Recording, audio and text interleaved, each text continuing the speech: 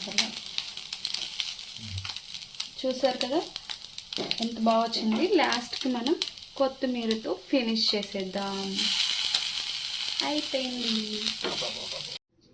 Hi, welcome to my channel. ఈరోజు నేను రొయ్యలతోటి fry చేసి చూపిస్తానండి. ఇవి ఎలా చేయాలో కంప్లీట్గా మీరు చూడండి. ఇవి ఫస్ట్ క్లీన్ చేసి పెట్టుకున్న రొయ్యలండి, చిన్న సైజు ఉన్న రొయ్యలు. చూస్తున్నారు కదా, ఇవి కంప్లీట్గా క్లీన్ చేసి పెట్టుకున్నాను, నీట్గా వాష్ చేసేసాను. జస్ట్ సింపుల్ వేలో ఫ్రై అనేది చూపిస్తాను, ఈజీగా ఎవరైనా చేసేయచ్చు. ఓకేనా? సబ్స్క్రైబ్ చేస్తున్నందుకు థ్యాంక్స్ అండి. అలాగే కమెంట్ చేయండి, మీకు కూడా ఈ వీడియోస్ నచ్చుతున్నాయి అనిపిస్తే, మీ ఫ్రెండ్స్కి యూజ్ అవుతుంది ఇంత సింపుల్గా అనిపిస్తే మీరు షేర్ చేయండి. షేర్ చేయడం వల్ల ఇంకోళ్ళ హెల్ప్ అవుతుంది కదా. ఓకేనా? సరే, స్టార్ట్ చేద్దాం వీడియో. రండి. ఫస్ట్ స్టవ్ ఆన్ చేసుకున్నాము. ప్యాన్ వేడయ్యాక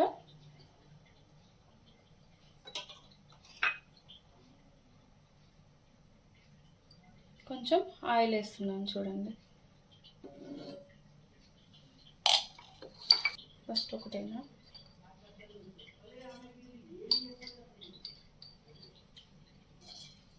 లైట్గా జీలకర్ర వేస్తున్నాను అండి.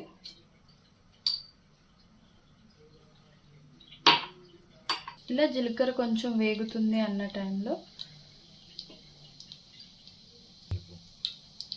ఫస్ట్ జీలకర్ర వేసుకోవాలండి. జీలకర్ర కొంచెం వేగిన తర్వాత మనం అల్లం పేస్ట్ వేసుకోవాలి. అల్లం వెల్లుల్లి పేస్ట్ చూడండి ఆయిల్లోనే వేసేస్తున్నాను.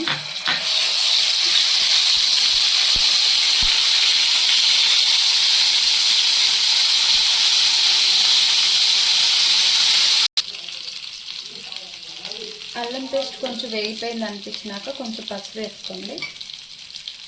పసుపు కూడా కొంచెం ఆయిల్లో వేగనివ్వండి.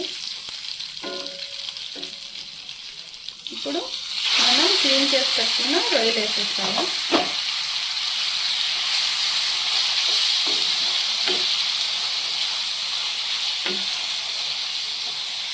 కొంచెం మొత్తం మిక్స్ అయ్యే వరకు కలుపుకుంటే సరిపోతుంది.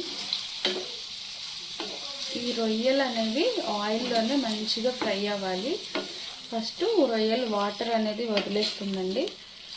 వదిలేసిన తర్వాత కంప్లీట్గా దగ్గర అవుతుంది. దగ్గర అయిపోయి గట్టిగా అయిపోతుంది ముక్కలు అనేవి. అప్పటి వరకు వేయిస్తాను.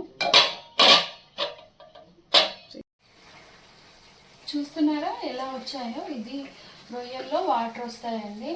ఈ వాటర్ని కొంతమంది తీసేస్తారు. ఈ వాటర్ మొత్తం తీసేసి రొయ్యల్ని మళ్ళీ ఉడికించేసి మసాలా వేసేస్తుంటారు. కానీ అలా చేయడం వల్ల నీచు వాసన వస్తుందండి.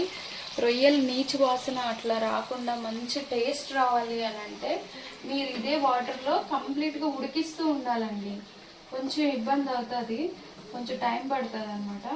కానీ ఇలా ఉడికిస్తూనే ఉండాలి. ఉడికిస్తూ ఉంటేనే ఈ వాటర్ మొత్తం ఎవాపరేట్ అయిపోయి తర్వాత మనకి కారం ఉప్పు అవి వేసుకొని మీకు ఇంకా గ్రేవీ కావాలనుకుంటే ఎక్స్ట్రా వాటర్ మనం యాడ్ చేసుకోవాలి. ఎక్స్ట్రా వాటర్ పోయాలి తప్ప ఈ వాటర్ని మనం వాడుకోవద్దు. ఎందుకంటే ఈ వాటర్ వల్ల నీచు వాసన వస్తుంది, టేస్ట్ మంచిగా అనిపించదు, తింటుంటే కూడా మంచిగా ఉండదు అనమాట. నీచుగా ఉంటుంది, స్మెల్ వస్తూ ఉంటుంది. ఇదే వాటర్ అనేది కంప్లీట్గా ఎవాపరేట్ అయ్యే వరకు మనం మొత్తం ఇంకిపోయే వరకు ఉడికిస్తూనే ఉండాలి. హై ఫ్లేమ్ పెట్టుకుంటే సరిపోతుందండి. చూసారు కదా చాలా వాటర్ వచ్చాయి. ఇదే చూసారు కదా, ఇలా దగ్గరికి అయ్యే వరకు మనం ఉడికించుకోవాలి. ఇంకా ఉడికించుకోవాలండి. ఇలా వాటర్ కూడా కనిపించొద్దు, కంప్లీట్గా ఇంకిపోవాలి వాటర్. మంచి గోల్డ్ కలర్ వస్తుందండి. అప్పటి వరకు వేయించుకుంటే మనకి టేస్ట్ అనేది బాగుంటుంది. కానీ అందరూ ఇక్కడే మిస్టేక్ చేస్తారు. ఈ వాటర్లో కూడా మనం వేసేయద్దు. ఇది కూడా మొత్తము వాటర్ అనేది లేకుండా ఓన్లీ రొయ్యలు మాత్రమే కనిపించాలి. చూసారా, ఆయిల్ ఇట్లా పైకి వస్తుంది కదా, ఆయిల్ ఇలా కనిపిస్తుంది, ఓన్లీ ఆయిలే కనిపిస్తుంది అన్న వరకు మీరు వేయించుకోవాల్సి ఉంటుంది. ఇంకా వేయించుకున్నా పర్వాలేదు. ఇలా వేయించుకుంటూ ఉంటే మీకు రొయ్యల ముక్కలు అనేవి గట్టిగా అవుతాయండి. నీట్గా మంచిగా మీరు అది ఎంత క్రిస్పీగా కావాలనుకునే దాన్ని బట్టి మీరు వేయించుకుంటే సరిపోతుంది. అంతేగాని మీరు వాటర్ తీసేసి వేయించడం ఇవన్నీ చేస్తే మీరు అనుకున్న టేస్ట్ అనేది రాదనమాట. మీకు రెస్టారెంట్లో కానీ ఎక్కడైనా కానీ వాటర్ తీసేస్తారు. దానివల్ల ఏమవుతుందంటే టేస్ట్ అనేది కొంచెం చేంజ్ అయిపోతుంది. దీన్ని ఇదే విధంగా ఇంకొంచెం ఓపిక్గా మనం వేయించుకుంటే సరిపోతుంది. చూడండి ప్రాన్స్ ఎట్లా ఉడికిపోయాయో. మీకు ఇంకా క్రిస్పీగా కావాలనుకుంటే ఇంకా వేయించుకోవచ్చు. ఇంత సరిపోతుంది మాకు, కాబట్టి నేను ఇక్కడ స్టాప్ చేసేస్తున్నా, ఇంకా వేయించను.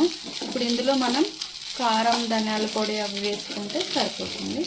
మీరు కావాలంటే ఫస్ట్ మనం ఆయిల్ వేస్తాం కదా, అప్పుడే మీరు దాల్చిన చెక్క అలాగే మసాలా అవి వేసుకోవచ్చు. నేను అవేమి వేయలేదండి. మళ్ళీ ఇప్పుడు కారం వేసేస్తున్నాను.